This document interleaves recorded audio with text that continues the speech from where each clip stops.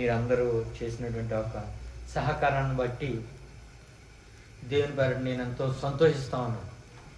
ఐకమత్యంగా చేయగలిగితే ఎంత చేయవచ్చు అనేటువంటిది మీరు కళ్ళారా చూస్తూ ఉన్నారు. తక్కువ మంది ఉన్నప్పటికీ కూడా ఎక్కడ 2-3 నా నామంలో కూడి ఉంటారో వారి మధ్య దేవుడు ఉంటానని దేవుడికి వాగ్దానము ఇచ్చినటువంటి రీతిగా తక్కువ మంది అయినప్పటికీ కూడా ఆ రోజు జరిగినటువంటి ప్రతి ఒక్క విషయాన్ని బట్టి దేవుని నామానికి మహిమ కలిగిందని పూర్తిగా నమ్ముచున్నాం. ప్రైజ్ హల్లెలూయా, హల్లెలూయా.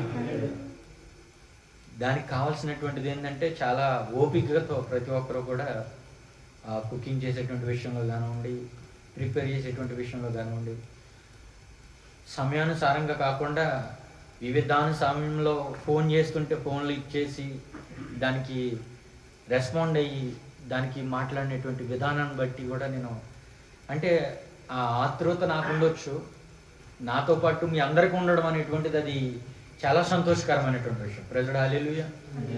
నాకు స్టిల్ గుర్తుంది, చర్చ్ మనం ప్రారంభిద్దామని నేను ఫస్ట్ మీటింగ్ పెట్టినప్పుడు కూడి వచ్చినటువంటి అందరూ కూడా ఎవరు డిస్కరేజ్ చేయలేదు. నాకు ఆ పాయింట్ ఇప్పుడు కూడా మెలుగుతూ ఉంటుంది నా మైండ్లో. డిస్కరేజ్మెంట్గా ఒక వ్యక్తి కాకపోతే ఒక వ్యక్తి అని ఆ రోజు మాట్లాడుంటే ఒకవేళ బ్యాక్ స్టెప్ ఎద్దునేమో, ఒక డిసప్పాయింట్మెంట్ నాలో ఉండునేమో. కానీ లేదు బ్రదర్, ఇది ఖచ్చితంగా చేయాలి, మేము వచ్చిన దగ్గర నుంచి ఇది మాట అనుకుంటున్నాం, ఇది ఖచ్చితంగా జరగాలి, దీని కొరకే దేవుడు మమ్మల్ని ఎంత దూరం పంపించడని చాలామంది ఆ రోజు మాట్లాడి ఎంకరేజ్ చేసినటువంటి ఆ విధానం నాకు గుర్తు వస్తూ ఉంది ప్రతిసారి కూడా. ఎందుకు అంటున్నానంటే అందరిలో ఆసక్తి ఉందని నేను పూర్తిగా నమ్ముతా ఉన్నాను. ప్రైజ్ హల్లెలూయా, హల్లెలూయా. దాని కొరకే మనం ముందుకు వెళ్తూ ఉన్నాం. ప్రతి ఒక్కరి గురించి కూడా దేవుడి ఒక ప్రణాళిక ఉంది. ఆ ప్రణాళిక నెరవేర్పు కొరకు మనం అందరం కూడా ప్రాకులాటపడదాం. దేవుడు దాన్ని నెరవేరుస్తాడు. తగిన సమయంలో తగిన రీతిగా ఎవరిని ఎలివేట్ చేయాలి, ఏ పరిస్థితుల్లో ఎలివేట్ చేయాలి, ఎక్కడ ఎలివేట్ చేయాలి అనేటువంటిది ఆయన చూసుకుంటాడు. మనం ఏం చేయాలి? కష్టించి మనం పని చేయాలి. ప్రైజ్ హల్లెలూయా, హల్లెలూయా. అటు రీతిగా నాతో పాటు కలిసి భాగస్వాములుగా మీరందరూ కూడినటువంటి విధానాన్ని బట్టి నేను దేవుని అందు ఎంతగానో సంతోషిస్తూ ఉన్నాను. ప్రైజ్ హల్లెలూయా. ఈ సమయంలో మరి మన మధ్యలో ఉన్నటువంటి సహోదరులకి రాత్రికాల సమయంలో మనం ప్రార్థన చేసాం. తగు రీతిగా అనారోగ్యము ఇబ్బంది జరిగింది. మరొకసారి నేను వేడుకుంటూ ఉన్నాను, ఆ ప్రేయర్ మరి ఒకవేళ అది సంపూర్ణంగా స్వస్థత అంటే సాక్షి విన్న రూపంలో విందుమేమో, అది ఇంకా వినలేదు అని అంటే మనం ప్రార్థన చేయవలసింది ఇంకా ఉంది. Please be continuously pray for their health. వారి యొక్క ఆరోగ్య విషయం గురించి ఖచ్చితంగా మనం కంటిన్యూగా ప్రార్థన చేద్దాం. సాక్షి రూపంలో దేవుడు వారిని నిలబెట్టుకునేలాగా దేవుని నామానికి మహిమకరంగా జరుగులాగా. ప్రైజ్ హల్లెలూయా, హల్లెలూయా.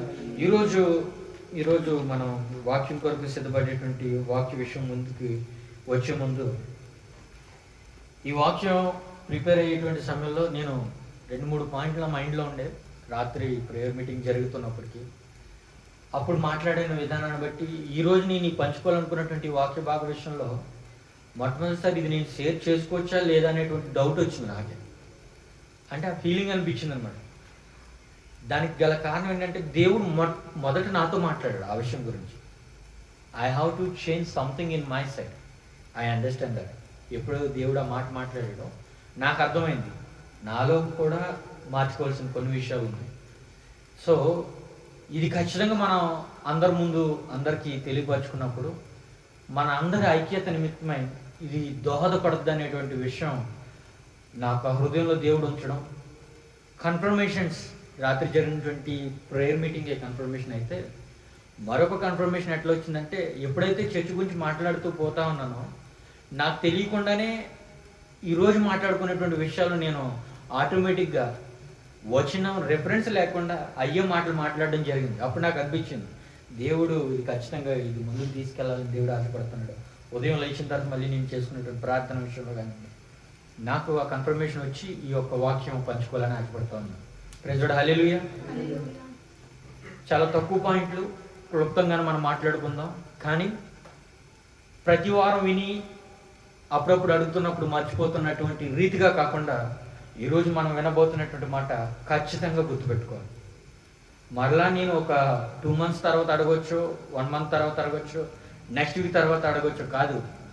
దేవుడు ఇది మరల మీ హృదయాల్లో గుర్తు పెట్టాలని నేను బలమైనటువంటి ఒక పునాదిగా ఈరోజు విత్తబోయేటువంటి వాక్యం మీ అందరి హృదయాల్లో, మీ అందరి హృదయపు పలక మీద రాయబడి ఉండాలని నేను ఎంతగానో ఆశపడుతున్నాను. నా ప్రార్థన కూడా అదే జరిగింది. ప్రతిసారి నేను వాక్యం పంచుకుంటున్నప్పుడు అయ్యా వారికి అర్థమయ్యేటువంటి రీతిలో క్లుప్తంగా వివరించగలిగేటువంటి శక్తిని, ఆధ్యాత్మిక బలమును, ఆత్మ అభిషేకమును నాకు కలుగజేయాలి అని అంటే ఈరోజు నేను చేస్తున్నటువంటి ప్రార్థనలో వారి హృదయంలో, వారి పలకల మీద రాయబడినటువంటి వాక్యం చెరపబడకుండా కాపాడేటువంటి కృపను అనుగ్రహించాయి అని ప్రార్థన చేసుకున్నాను. ఇది అంత ముఖ్యం. ఎందుకు అంత ముఖ్యం అంటే సంఘ ఎదుగుదలకు, సంఘంలో ప్రతి ఒక్క వ్యక్తి ఒక పిల్లర్గా వాడబడుతున్నటువంటి వ్యక్తులు అయి ఉన్నారు కాబట్టి ప్రతి ఒక్క వ్యక్తికి కూడా అది చాలా ఇంపార్టెంట్.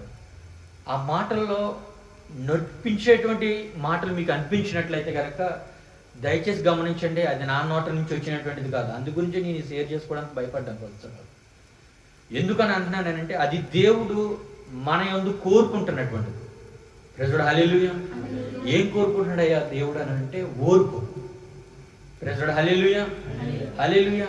ప్రతి క్రైస్తవుడికి ఖచ్చితంగా కావాల్సినటువంటిది ఓర్పు. ఆ ఓర్పు ఏం చేస్తూ ఉందనంటే మన యొక్క ప్రాణాలను సైతం అది కాపాడుతూ ఉంది. ప్రెజుడు హల్లెలూయా, హల్లెలూయా. ఒకసారి ఆ మాట చూద్దాం. లూకా సువార్తలో 21వ అధ్యాయం 9వ వచనం.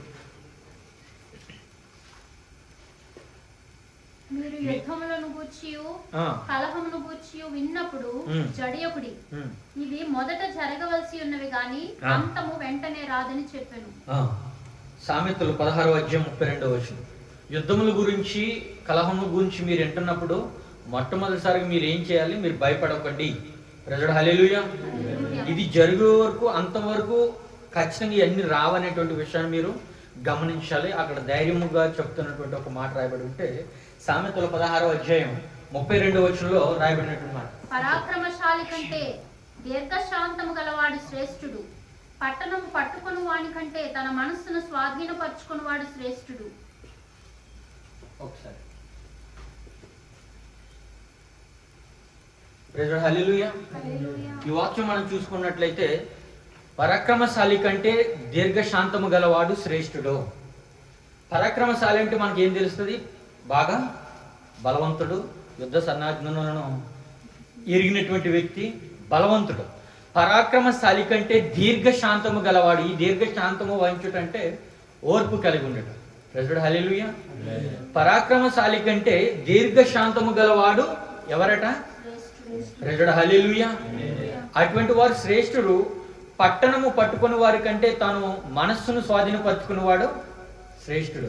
ఆ బలవంతుడై ఉండి యుద్ధం గెలిచి ఒక పట్టణాన్ని తన చేత పట్టుకున్నటువంటి ఆ వ్యక్తి కంటే గనక ఓర్పు కలిగి, శాంతం కలిగి, దీర్ఘశాంతం వహించినటువంటి వ్యక్తి ఎదుటి వ్యక్తి యొక్క మనస్సును గెలుచుకుంటాడు. ప్రైజ్ హల్లెలూయా. అటువంటి వ్యక్తి శ్రేష్ఠుడు. అటువంటి వ్యక్తి శ్రేష్ఠుడు. మనకిచ్చినటువంటి ఆజ్ఞలలో, మనకిచ్చినటువంటి ఆశీర్వాదములలో 9 యొక్క వచనాల గురించి మనం, ఫ్రూట్స్ గురించి మనం మాట్లాడుకుంటూ ఉంటాం. అందులో కూడా ఒక మాట రాయబడి ఉంటుంది. ఏంటి? దీర్ఘశాంతము, దయాళత్వం. ఈ దీర్ఘశాంతం అనే దానికి అబ్రివేషన్ మనం ఏం తీసుకోవాలని అంటే ఆ ఓర్పు. ఆ మాట కూడా రాయబడి ఉంటుంది. ఒకసారి చూద్దాం. గలతీయులకు రాసినటువంటి పత్రిక 5వ అధ్యాయం 22వ వచనం. ఒకసారి ఆ మాట చూద్దాం. 5వ అధ్యాయం 22వ వచనం. ఆత్మఫలములు ఏమనగా ప్రేమ, సంతోషము, సమాధానము, దీర్ఘశాంతము. సరిపోతుందమ్మా. దీర్ఘశాంతము గురించి కూడా అక్కడ ఆత్మ ఫలముగా దేవుడు ఇచ్చున్నాడు. ప్రైజ్ హల్లెలూయా, హల్లెలూయా. ఇది కొదువైనట్లయితే గనక, ఇది మన జీవితాల్లో కొదువైనట్లయితే గనక మనం ఫేస్ చేయవలసినటువంటి విషయాలు చాలా ఎక్కువ ఉంటాయి. ఇది ఎప్పుడు జరుగుతుందా? ఈ ఆత్మఫలం ఎప్పుడు జరుగుతుందా అని అంటే ఇది ఆత్మ ఫలంగా దేవుడు సెలవిస్తా ఉన్నాడు. అది దేవుడి దగ్గర నుంచి మనం పొందుకుని ఉండాలి. చాలాసార్లు మన బైబిల్ గాంధీ గురించి కూడా మాట్లాడినప్పుడు గాంధీ బైబిల్ చదువుడు, అందు గురించి ఒక చెంప మీద కొడితే రెండో చెంప చూపించాడు అని అంటూ ఉంటారు. కానీ అంతకంటే ఎక్కువగా తన ముఖం మీద ఉమ్మేసినప్పటికీ కూడా దీర్ఘశాంతం వహించినటువంటి వాడు దేవుడు. ప్రైజ్ హల్లెలూయా. అన్ని కొరడా దెబ్బలు ఆయన తిని ఉన్నాడైతే, రాత్రికాల సమయంలో కూడా ఇదే మాట చెప్పాను. అన్ని కొరడా దెబ్బలు ఆయన తిని ఉన్నాడైతే గల కారణం ఏంటంటే నిన్ను నన్ను ప్రేమించడమే. దానికి వచ్చినటువంటి ఆ దీర్ఘశాంతం, దానివల్ల ఇప్పుడు ఆయన మనకి ఏం జరిగింది అంటే మనం అందరి మనసులో ఆయన గెలుచుకోగలిగాడు. ప్రజడు హల్లెలూయా, హల్లెలూయా. ఆ దీర్ఘశాంతము మనలో ఉన్నట్లయితే గనక అది ఒక ఆధ్యాత్మిక వరముగా దేవుడు ఇస్తా ఉన్నాడు, ఆధ్యాత్మిక ఫలముగా దేవుడు ఇస్తా ఉన్నాడు. ప్రతి ఒక్కరు వ్యక్తులు అది దేవుడు కోరుకుంటున్నాడు. ఆ దీర్ఘశాంతం మనలో ఉంటే ఏం జరుగుతుంది? మొట్టమొదటి మనం ఏం చెప్పుకున్నాం? మన ప్రాణాలను అది కాపాడుతా ఉంది. ప్రజడు హల్లెలూయా, హల్లెలూయా. ఇప్పుడు మనకు వచ్చినటువంటి ప్రాబ్లం ఏంటంటే ఇన్సిడెంట్ ప్రాబ్లం. త్వరగా అయిపోవాలి, త్వరగా అయిపోవాలి, త్వరగా జరిగిపోవాలి అనేటువంటి దాని మీద ఏమవుతుంటుందంటే చాలాసార్లు ఓర్పు అనేటువంటిది కోల్పోతాం. నా విషయంలో కూడా నేను అందుకని ఇందాక దేవుడు ఈ పాయింట్లో కూడా నాతో మాట్లాడిన విషయాలు ఉన్నాయి. ఈ అవసరత ఈ కంగారు మనల్ని ఏం చేస్తుంటుందంటే ఒక ఫ్రస్ట్రేషన్కి మనం తీసుకెళ్ళిపోతుంటాం, మనం ఒక స్ట్రెస్కి గురైపోతుంటాం. తెలియనటువంటి ఒక స్ట్రెస్కి లోనైపోయి ఆ స్ట్రెస్ మీద పక్కన ఉన్నటువంటి వ్యక్తుల మీద త్వరగా మనం మాటలు వెదజల్లడానికి అది వచ్చేస్తున్నానంటే ఆ సమయంలో మనం ఏం కోల్పోతున్నామంటే దీర్ఘశాంతము. ప్రెజెంట్ హల్లెలూయా, హల్లెలూయా. ఆ శాంతం అనేటువంటిది దేవుని దగ్గర నుంచి మనం పొందుకోవాల్సినటువంటిదిగా దేవుడు సెలవిస్తా ఉన్నాడు. అది మన ప్రాణాన్ని సైతం కూడా కాపాడడానికి దేవుడు కృప చూపుతా ఉన్నాడు. ప్రెజెంట్ హల్లెలూయా, హల్లెలూయా. చాలాసార్లు ఒకసారి ఏమవుతుందనంటే మనల్ని మనం ఒక మట్టి ముద్ద అయితే మనల్ని తనకి ఇష్టమైనటువంటి పాత్రగా మలుచుకోవడానికి దేవుడు కుమ్మరిగా ఉండి ఉన్నాడు. మనం ఒక రాయిగా ఉన్నప్పుడు దేవుడు శిల్పుగా ఉండి మనం చెక్కుతా ఉంటాడు. ప్రెజెంట్ హల్లెలూయా, హల్లెలూయా. చాలా మంది భక్తుల గురించి మనం బైబిల్ గ్రంథంలో చూస్తున్నప్పుడు, యోసేపు గురించి గట్ట మనం చదువుతున్నప్పుడు అనిపిస్తుంటది, తీసుకెళ్ళి వేరే ప్రాంతంలో రాజుగాను అక్కడ కింగ్ గాను ఆయన నియమిస్తూ ఉన్నప్పుడు ఆ యొక్క పరిస్థితిని చూస్తున్నప్పుడు ఎందుకు ఇతనికి అతని ముందు వాళ్ళ అన్నయ్యలు సైతం వారిని అమ్మేసినటువంటి విధానం కానివ్వండి, అతనికి వచ్చినటువంటి శ్రమలు కానివ్వండి, ఇబ్బందులు కానివ్వండి చాలా ఉంటాయి. దావీదు విషయంలో కూడా మనం చూసుకున్నట్లయితే వాళ్ళ అన్నగాళ్ళు ఉన్నప్పటికీ కూడా చిన్నోడైనటువంటి ఈయన రాజుగా నియమించే ముందు దానికంటే ముందు ఈయన ఎన్నుకున్నటువంటి పరీక్షలు చాలా ఉంటాయి. ద రీజన్ ఏంటంటే పరీక్ష వాళ్ళకి మాత్రమే రావడానికి వాళ్ళ అన్నయ్యలు ఉన్నారు కదా, ఉన్నారా లేదా? వాళ్ళ అన్నయ్యలు ఉన్నారు. రాత్రి అంకులు మాట్లాడుతూ కూడా మోషే గురించి కూడా మాట్లాడుతూ మోషేకి దేవుడు మాట్లాడుతున్నప్పుడు పలానా పనికి నువ్వు చేయవయ్యా అని అంటే మోషే కొన్ని కారణాలు చెప్తాడు. ఏంటి? ఇది నా వల్ల కాదు, నా నోటి మాంజ్యం గలని పెట్టి ఉంటుంది అంటే దేవుడు మాట చెప్తాడు. రిప్లై, నీకంటే తనున్నది సహోదరుడు బాగా మాట్లాడగలనటువంటి విషయం నాకు తెలుసు, కానీ దేవుడు నియమించుకున్నటువంటి వ్యక్తి ఎవరు? మోషే. వీళ్ళ జీవిత చరిత్రలు మనం చాలాసార్లు చదువుకుని ఉన్నారు. రిఫరెన్స్లతో నిన్ను ముందుకు తీసుకురావక్కర్లేదు అని అనుకుంటా ఉన్నాను. ఎందుకనంటే శ్రమ వాళ్ళకు మాత్రం వచ్చింది. మీరు గమనించినట్లయితే పరీక్షలు వాళ్ళకు మాత్రమే జరిగినాయి. ఇది దేవుడి చేత అలౌ చేయబడినటువంటి పరీక్షలు. ప్రైజ్ హల్లెలూయా. ఇది దేవుడి చేత అలౌ చేయబడినటువంటి పరీక్షలు. తద్వారా వారు దేవుడికి కావాల్సినటువంటి అవసరమైనటువంటి పాత్రలుగా వారు నియమింపబడ్డారు. చాలాసార్లు ఇదే విషయం మన దగ్గరికి వచ్చినప్పుడు, ఇదే పరీక్షలు మన దగ్గరికి వచ్చినప్పుడు, మనకు వచ్చినటువంటి ఇబ్బందుల వల్ల కానివ్వండి, మన ముందు దేవుడు ఇచ్చినటువంటి ఆ పరీక్ష వల్ల కాబట్టి మనం ఏమనుకుంటాం తెలుసా? విసుగుపోతూ ఉంటాం. కారణం ఏంటంటే ఓపిక తక్కువైపోతుంటుంది. ఈ పని నేను చేయాలా? ఎంత పని నాకు అవసరమా? దీనివల్ల నేను ఈ ముందుకు వెళ్ళాలా? ఇది నేను చేయవలసినటువంటి అవసరం ఉందా? చాలాసార్లు అనిపిస్తుంటుంది. ఇన్నిసార్లు చేస్తూ ఉన్నానే, ఇంతలా దేవుని యొక్క భక్తి జీవితంలో నేను నిమగ్నమై ఉన్నానే. లేస్తే ప్రార్థిస్తున్నాను, కూర్చుంటే ప్రార్థిస్తున్నాను, స్తుతిస్తున్నాను, ఆరాధిస్తున్నాను, దేవుని మహిమపరుస్తున్నాను. నా యొక్క సాక్ష్యం ద్వారా ఎదుటి వ్యక్తి దేవుని యొక్క రూపమును నేను కనపరుస్తూ ఉంటున్నాను. అయినప్పటికీ కూడా నాకు ఇబ్బందులు వస్తున్నాయి, సమాధానం లేదు, నేను చేసినటువంటి దానికి సమాధానం రావట్లేదు, నా ప్రార్థనకి దేవుడు వింటున్నాడా లేదా? చాలాసార్లు కొన్నిసార్లు మనం తొందరగా విసుగు పొందిపోతుంటాం. Is that right or not? Is that right or not? Yes. ఎందుకు ఆ విధంగా మనం అయిపోతూ ఉంటామని అంటే ఆ ఓపిక అనేటువంటిది, ఆ దీర్ఘశాంతం అనేటువంటిది మనలో నశిస్తూ ఉంది. ఇంజెక్ట్ చేసేటువంటి పర్సన్ సైతాన్ అయి ఉన్నాడు. వేరే రకమైనటువంటి విషయాలు మన జీవితాల్లో ఇంజెక్ట్ చేస్తూ ఉన్నప్పుడు మనం ఏమవుతూ ఉంటున్నామంటే ఈ యొక్క దీర్ఘశాంతమును మనం కూలిపోయి దేవుని సైతం నిందించేటువంటి వ్యక్తులుగా తయారవుతున్నాం. గమనించాలి. ప్రైజ్ హల్లెలూయా, హల్లెలూయా. దేవుని కుమార్తెలు అని చెప్పుకు తిరుగుతున్నటువంటి మనం ఈ దీర్ఘశాంతం కోల్పోవడం వల్ల ఇందాక మనం మాట్లాడుకున్న మనుషుల్ని విసిగిస్తూ ఉంటున్నాం. కాదు, ఈ స్టెప్లో దేవుడి దగ్గర కూడా వెళ్ళిపోయాం మనం. ఆయన చేయట్లేదు కాయ దేవుడు. అబ్బా పెద్ద గొప్ప ఆ భక్తులు మనం. ప్రైజ్ హల్లెలూయా, హల్లెలూయా. నిజంగా ఆయన వచ్చి నిలబడితే కరెక్ట్గా దేవుని మనం ఫేస్ చేయగలిగేటువంటి పరిస్థితిలో మనం ఉండి ఉన్నామా లేదా కనుక్కోవాలి. ఫస్ట్ ఆఫ్ ఆల్ అటువంటి మనమే కూడా దేవుని సైతం నిందించడానికి కూడా మనం వెనకాడుగా వేయట్లేదు ఈ సమయంలో. బికాస్ ఎందుకు? దీర్ఘశాంతం మనం కోల్పోతుంటున్నాం. ఒకసారి యాకోబు పత్రిక ఒకసారి అది చూద్దాం. 1వ అధ్యాయం 3-4 వచనాలు.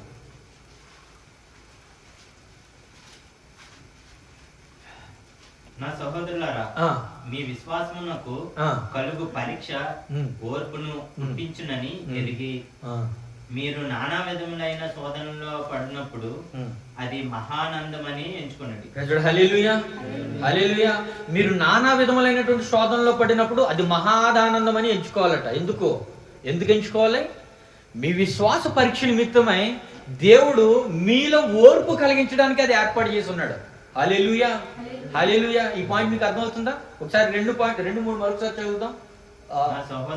నా సహోదరులారా, మీ విశ్వాసమునకు కలుగు పరీక్ష, మీ విశ్వాసానికి కలగబోయేటువంటి పరీక్ష మిమ్మల్ని ఎక్కడికి లీడ్ చేస్తుందట? మీలో ఓర్పును ఏర్పరచడానికి లీడ్ చేస్తా ఉంది. బట్ ఆ పరీక్ష వల్ల మనం దేవుని సైతం నిందించేటువంటి విరుద్ధంగా ఉంటున్నాం.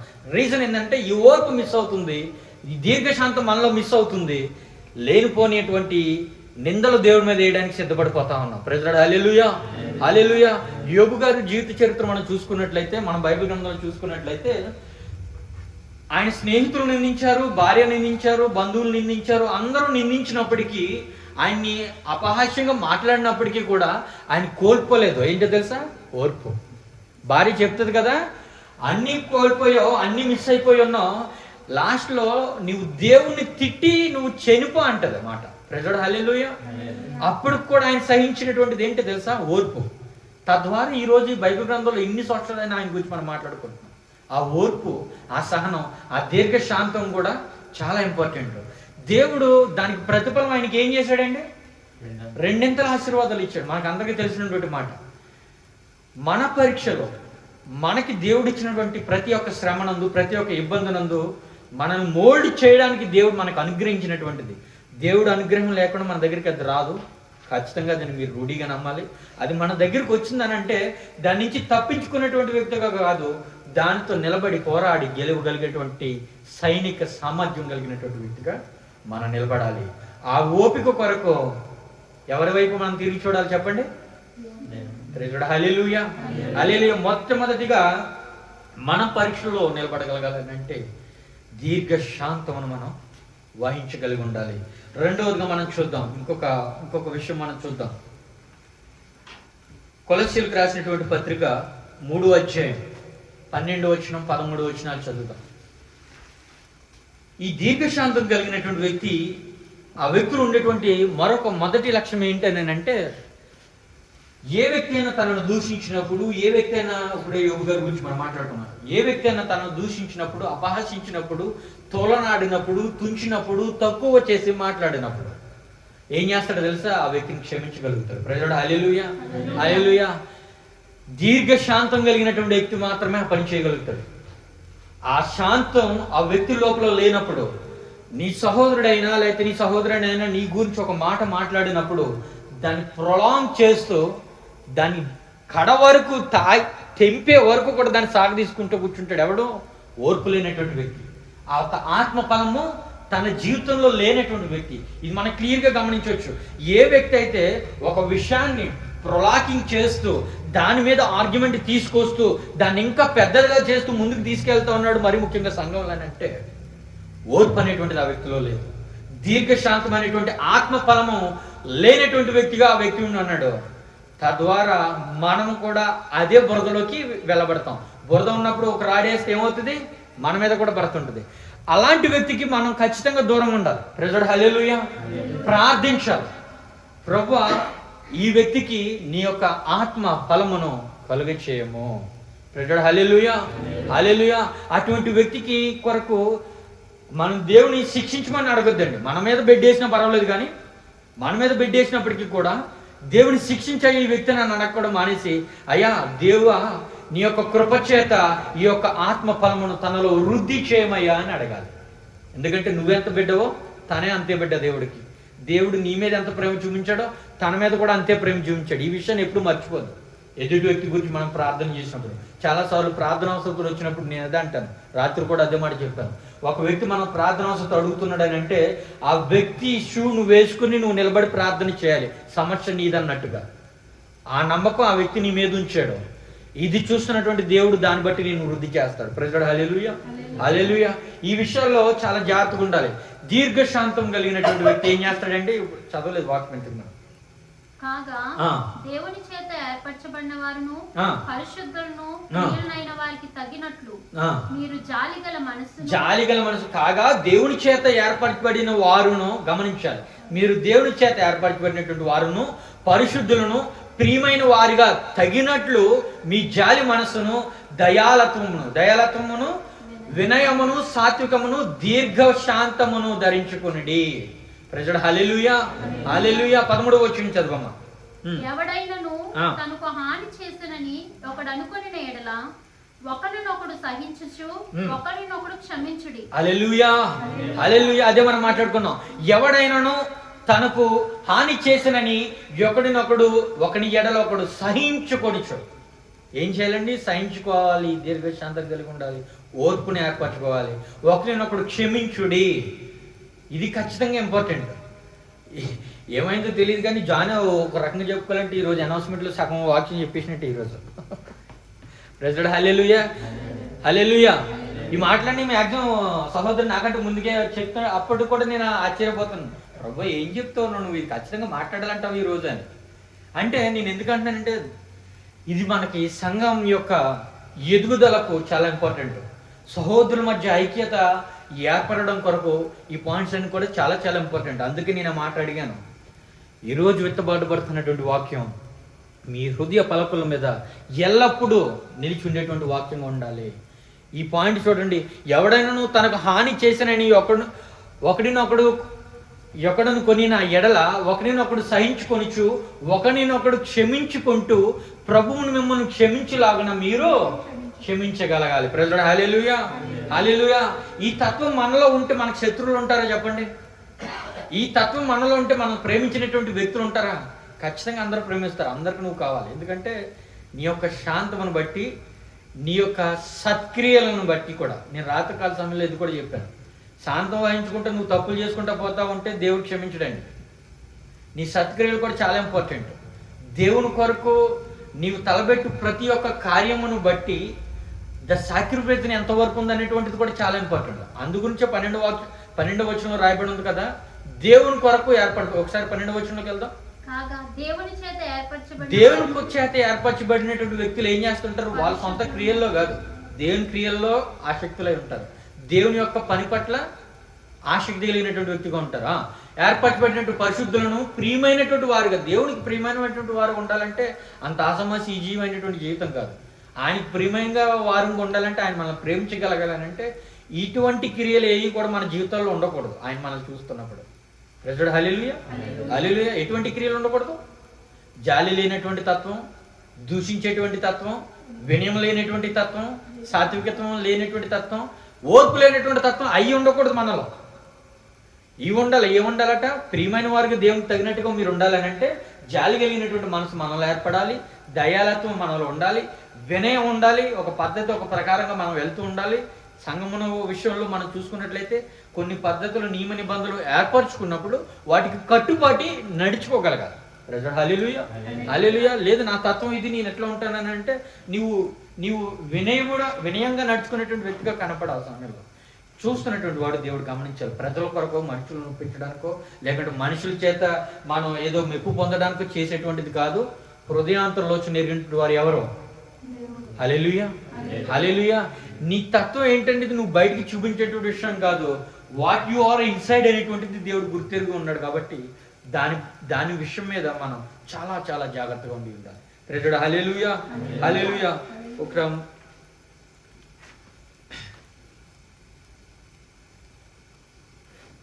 ఈ విషయానికి వచ్చినప్పుడు, ఈ విషయం ధ్యానిస్తున్నప్పుడు ఇంకొక మాట నాకు గుర్తొచ్చినటువంటి, బైబిల్లో ఒక కనానీయురాలు అనేటువంటి స్త్రీలు ఉంటుంది. ఆ స్త్రీతో దేవుడు మాట్లాడుతున్నప్పుడు అక్కడ నాకు అనిపించినటువంటి మాట కుక్కతో పోలుస్తాడు. ఒక వ్యక్తిని సాదాసీదాగా ఈరోజు మన సంఘంలో కానివ్వండి, బయట కానివ్వండి, ఎక్కడైనా సరే నార్మల్గా మాట్లాడుతుంటేనే లేనిపోని గొడవలు, మనస్పర్ధలు, అట్టయిపోవడాలు, ఉక్కురైపోవడాలు చాలా వచ్చేస్తున్నాయి. అంత విధంగా పోల్చినప్పటికీ కూడా స్త్రీ ఏం చేస్తుంది అంటే, నాకు బాగా నచ్చినటువంటి మాట. ఆ స్త్రీ ఏమంటుంది తెలుసా? యజమానుడి యొక్క బల్ల కింద పడినటువంటి రొట్టెలు మొక్కలు సైతం నేను తినడానికి మేము ప్రాప్తం కావా అంటది. ఎందుకంటదంట ఆ మాట? ఆమె కుమార్తెకి దెయ్యం పట్టి ఉంటుంది. ఆమె కుమార్తెని స్వస్థపరచాలి, దేవుడి దగ్గరికి వెళ్తుంది. అయ్యా నా కుమార్తెని నువ్వు స్వస్థతపరచు అంటే, దేవుడు ఆ పర్టికులర్ టైంలో, ఆ సిచ్యువేషన్లో ఇజ్రాయేలీల గురించి మాత్రమే నేను వచ్చి ఉన్నాను, వారు నా పిల్లలు, వారిని సమాధానపరచడానికి నేను ఈ సమయంలో ఇక్కడ ఉండి ఉన్నాను అంటే, అప్పుడు ఈమె అడుగుతుంది కదా, దేవుడు చెప్తాడు అన్నమాట, పిల్లలకు మాని కుక్కలకు రొట్టె ముక్కలు వేయడం కరెక్ట్ కాదు కదా అని. అంటే అక్కడ ఆలోచించాలి, అన్యులుగా ఉన్నటువంటి వారిని కుక్కలుగా అక్కడ ఆ మాటలో రాయబడి ఉండటం క్లియర్గా గమనిస్తారు. 2 చోట్ల నాకు డౌట్ వచ్చింది, అంత మాట అన్నాడు దేవుడు. 2 చోట్ల రాయబడి ఉంటుంది అన్నమాట. నేను రిఫరెన్స్లతో సహా మీకు చూపిస్తాను ఈరోజు. 2 చోట్ల రాయబడి ఉంటుంది. అంత మాట అన్న తర్వాత తల్లి ఏం చేస్తుంది తెలుసా? ప్రభువా, కుక్క పిల్లలకి ఇవ్వడం కరెక్ట్ కాదు, కానీ యజమానుడు బల్ల కింద పడినటువంటి కుక్కలు తినొచ్చు కదా, నేను నా బిడ్డ కుక్కలా అయి ఉండొచ్చేమో ఒకవేళ. ఈరోజు అంత శాంతి, అంత తగ్గించుకునేటువంటి జీవితం చాలా తక్కువ మందిలో చూస్తుంటాం. ఆ రోజు ఆ స్త్రీ చేసినటువంటి ఆ మాట, ఆ విధానం ఏం చేసిందో తెలుసా? ఆ పనులన్నీ ఆపి దేవుడు ముందు ఈమెను స్వస్థపరుస్తాడు, తన కూతురుని స్వస్థపరుస్తాడు. చూద్దాం, మాట రాయబడి ఉంటుంది, ఒకసారి చూద్దాం రెఫరెన్స్లతో సహా. మత్తయి సువార్త 15వ అధ్యాయం ఒకరు క్లుప్తంగా చదవండి, 21వ వచనం నుంచి 28వ వచనం వరకు. యేసు అక్కడి నుండి బయలుదేరి తూరు సీదోన్ల ప్రాంతంలోకి వెళ్ళగా, ఇదిగో ఆ ప్రాంతం నుండి కనాను స్త్రీ ఒకటి వచ్చి, ప్రవ్వా, దావీదు కుమారుడా, నన్ను కరుణింపుము, నా కుమార్తె దయ్యము పట్టి బహు బాధపడుచున్నదని కేకలు వేసెను. ఆయన తూరు దేశం దగ్గర ఉన్నటువంటి ఆ ప్రదేశంలో వెలిచి ఉంటుండగా ఒక స్త్రీ వచ్చింది, అయ్యా నా కుమార్తె దెయ్యం పట్టుంది, ఆ అమ్మాయికి స్వస్థతను ఏర్పరచాలి, నువ్వు రావాలయ్యా అనేటువంటి విషయం కూడా అమ్మాయి వెళ్ళింది. అందుకు ఆయన ఆమెతో ఒక్క మాట అయినను చెప్పలేదు. ఫస్ట్ దేవుడు నిరాకరిస్తాడు, ఇగ్నోర్ చేయడానికి ప్రయత్నిస్తాడన్నమాట. ఒక మాట కూడా మాట్లాడకుండా ముందుకు వెళ్ళిపోతుంటే ఈమె ఏం చేస్తారు? మరలా వస్తుంది దేవుడి దగ్గరికి. అప్పుడు ఆయన శిష్యులు కూడా అడుగుతారు దేవుడిని ఏమని. అప్పుడు ఆయన శిష్యులు వచ్చి, ఈమె నిన్ను వెంబడించి వచ్చి కేకలు వేస్తున్నది కనుక ఈమెను పంపించవచ్చు కదా, ముందు ఈవిడ పని ఏదో చూడవచ్చు కదా ప్రభు అని శిష్యులు కూడా అడుగుతారు. అంటే ఆయనకి తెలియదేట ఆ మాట, ఆయనే కదా ఇగ్నోర్ చేసుకుంటూ వెళ్తున్నాడు కావాలని. ఇప్పుడు చూడండి, నేను ఎందుకు అంటున్నానంటే ఈ మాట, నువ్వు వెళ్ళి ఒక వ్యక్తి దగ్గరికి వెళ్తావు, నీకేదో అవసరం ఉంది మాట్లాడాలనుకుంటావు, ఆ వ్యక్తి తెలుసో తెలియకో కావాలని ఇగ్నోర్ చేసింది పక్కన పెట్టండి, తెలుసో తెలియకో వెళ్తుంటే కూడా అట్లయిపోతున్నాను ఈరోజు. నేను ఎందుకు ఇవన్నీ చెప్తున్నాను, నేను అందుకు ముందు అన్నాను ఈరోజు చాలా చాలా జాగ్రత్తగా మీరు ద వే ఆఫ్ దేవుడు మాట్లాడుతున్నాడు అనేటువంటి విధంగా మీరు ఈరోజు వాక్యం తీసుకోకపోతే మనం కూడా హట్ అయిపోయేటువంటి పరిస్థితి ఈరోజు. ఇది బైబిల్ గ్రంథంలో రాయబడి ఉందండి, నా సొంతగా నేను క్రియేట్ చేసి నేను రాయించింది కాదు ఇది. మరలా దేవుడి దగ్గరికి వెళ్తుంది, చదువుదాం. కేకలు వేయుచున్నది కనుక ఈమెను పంపివేయడని ఆయన శిష్యులు చెప్పుకొనగా 24వ వచనం. ఆయన ఇశ్రాయేలు ఇంటి వారై నశించిన గొర్రెల యొద్దకే గాని మరి ఎవరి యొద్దకును నేను పంపబడలేదు. నేను వచ్చింది ఎవరి కోసం వచ్చాను? ఇశ్రాయేలు ఇంట్లో ఎవరైతే నశించిపోయి ఉన్నారో వాళ్ళ కోసం ఉంచాను, కానీ నేను వేరే ఎవరి కోసం నేను పంపబడలేదు. ఎందుకు ఇగ్నోర్ చేసాడు ఆయన? మరలా వస్తుంది, శిష్యులు అడుగుతా ఉన్నారు, ఆమె మరలా దేవుడి దగ్గరికి వస్తున్నప్పుడు ఆ మాట చెప్తున్నటువంటి ఆయన ఇచ్చేటువంటి సమాధానం ఇటు రీతిగా ఉంది. 25వ వచనం. అయినను ఆమె వచ్చి ఆయనకు మ్రొక్కి, ప్రభువా నాకు సహాయం చేయమని అడిగింది. అలాంటి సమయంలో కూడా తల్లి ఏం చేసింది తెలుసా? దేవుడు మొరుగుతా ఉందట, అయ్యా అయ్యా అని ఆయన పాదాల చెంతకు వచ్చి, అయ్యా నాకు సహాయం దయచేయము, నాకు సహాయం చేయాలి ప్రభు నువ్వు అని దేవుడిని అడగడం 25వ వచనంలో చూస్తాను. ఆయన పిల్లల రొట్టె తీసుకొని కుక్క పిల్లలకు వేయుట యుక్తము కాదని చెప్పగా, హల్లెలూయా. నేను అందకన్నమాట అదే. పిల్లలు ఎవరెక్కడ? ఇజ్రాయేల్. మరి కుక్కలు ఎవరు అవుతున్నారు? అన్యులైనటువంటి వ్యక్తులు అవుతున్నారు. మనం విశదీకరించుకుంటే అదే మీనింగ్ అక్కడ ఏర్పడుతుంటది. అందుకు ఆయన పిల్లల రొట్టె, వాళ్ళకి చేయవలసినటువంటి విషయం, వాళ్ళ కోసం వచ్చినటువంటి పరిస్థితి వాళ్ళకి మానేసి నీకు పెట్టడం కరెక్టా? రైట్. అందుకు ఆయన రొట్టె తీసుకొని కుక్క పిల్లలకు వేయట యుక్తము కాదని చెప్పగా 27వ వచనం చదవండి. ఆమె నిజమే ప్రభువా, కుక్క పిల్లలు కూడా తమ యజమానుల బల్ల మీద నుండి పడు ముక్కలు తినును కదా అని చెప్పాను. హల్లెలూయా. చూసారా మాట ఏమన్నది? చూసారా? ప్రభు రైటే, నువ్వు అన్నట్టుగానే మేము ఒప్పుకుంటాం, నువ్వు అన్నది రైటే, నీ నోటి నుంచి వచ్చినట్టు నేను కుక్కనైనా ఒప్పుకుంటాను అనుకోండి, మన బాటలో మాట్లాడుకోవాలనంటే. నేను కుక్కనైనా నేను ఒప్పుకుంటాను, కానీ ఆ కుక్కకు కూడా ఒక అధికారం ఉంది. ఏంటయ్యానంటే యజమానుడు బల్ల కింద పడినటువంటి ఆ రొట్టె ముక్కను సైతం తీసుకుని తిని. తగ్గింపు జీవితాలు అంటే చెప్తున్నాను. దేవుడి గురించి మనం చాలా విషయాలు విన్నాం. మనుషులు నీలాగా నాలాగా బ్రతికినటువంటి మనుషులు వీళ్ళు దేవుడి దగ్గరికి వచ్చినప్పుడు వారి జీవిత విధానం ఎట్టి రీతిగా ఉందనేటువంటి దాని గురించి చెప్తున్నాను. దేని గురించి గర్వం ఈరోజు మనకి? ఏ విషయం గురించి గర్వం? తలాంతులను బట్ట, లేకుంటే నీకున్నటువంటి వాక్చాతుర్యం బట్ట, లేకుంటే మనకున్నటువంటి శక్తి సామర్థ్యం బట్ట, ఏ విషయం గురించి గర్వపడాలి మన ఈ సమయంలో? కుక్కతో సహా పోల్చుకుంది తల్లి. దాని ప్రతిఫలం ఏం చేస్తా ఉంది? అక్కడ తన కుమార్తెను దేవుడు కాపాడినట్టుగా చూస్తాం. చదువులు కంటిన్యూ. అబ్బా హల్లెలూయా, హల్లెలూయా. అమ్మా ఇప్పుడు నాకు అర్థమవుతుంది. నేను ఇంకో మాట చెప్పాలా? నీ విశ్వాసం గొప్పది, నీ విశ్వాసం గొప్పది. నీవు కోరినట్లే నీకు అవునుగా. కానీ ఆమెతో చెప్పాను, ఆ గడిలోనే ఏం జరిగింది? హల్లెలూయా, హల్లెలూయా. దేవుడి దగ్గర నుంచి స్వస్థత పొందుకున్నటువంటి రీతిని చూస్తే ఆశ్చర్యం అనిపిస్తుంది. నేను ఇందాక చెప్పాను కదా, నిజంగానే ఇంతగా అంటే దేవుడి నోటంటే అట్లా వచ్చిందా అనేటువంటి పాయింట్ నన్ను చాలా హర్టే చేసింది. ఒరిజినల్ చెప్పుకోవాలనంటే 2 చోట్ల రాయబడింది అని చెప్పాను. మార్కు సువార్తలో అదే మాట రాయబడి ఉంటుంది. ఒకసారి చూద్దాం. మార్కు సువార్త 7వ అధ్యాయంలో ఇదే విషయం మరింకొంత విశదీకరించి రాయబడి ఉంటుంది. 7వ అధ్యాయం 24 నుంచి 30 వచనాలు చదువుదాం. 7వ అధ్యాయంలో ఆయన అక్కడ నుంచి లేచి ప్రాంతములకు వెళ్ళి, ఇందాక మనం అక్కడ కూడా చూసింది ఇదే మాట కదా. Is that right or not? ఆయన అక్కడి నుంచి లేచి తూరు సీదోనుల ప్రాంతం యొద్దకు వెళ్ళి ఒక ఇంట ప్రవేశించి, ఆ సంగతి ఎవనికి తెలియకుండవలెనని కోరినని గాని ఆయన అది మరుగై ఉండలేదు. నెక్స్ట్ 20. పవిత్రాత్మ పట్టిన చిన్న కుమార్తె గల యొక్క స్త్రీ ఆయనను గూర్చి విని వెంటనే వచ్చి ఆయన పాదముల మీద పడెను. ప్రైజ్ లార్డ్, హల్లెలూయా. ఇక్కడ ఇందాక నేను అదన్నాను, ఆయన మొక్కి అనేటువంటి విషయం లోక సువార్తలో రాయబడి ఉంటే ఆయన పాదముల మీద పడేనటువంటిది. అందుకే నేను ఇందాక ఆ మాట విశదీకరించడం జరిగింది. ఆయన పాదముల దగ్గరకు వచ్చి మొక్కునట్టు. 2 విషయాలు మనం కంపేర్ చేసుకుంటే ఇప్పుడు మనకేమర్థం అవుద్ది? దేవుడి యొక్క పాదముల చెంతకు వచ్చి మొక్కి అపవిత్రాత్మ పట్టినటువంటి చిన్న కుమార్తె గల యొక్క స్త్రీ ఆయన గూర్చి విని వెంటనే వచ్చి ఆయన పాదముల మీద పడిన 26వ వచనం చదువుదాం. ఆ స్త్రీ సురోఫెనికయ వంశమందు పుట్టిన గ్రీసు దేశస్తురాలు. ఇక్కడ అర్థమైంది ఏంటంటే, ఇందాక నేను ఆ మాట చెప్పాను కదా, ఆమె అన్యురాలు. యూదులు అయితే ఖచ్చితంగా కాదనేటువంటి మాట కింద బుక్ నోట్ లో కూడా అది రాయబడి ఉన్నది కొన్ని చోట్ల.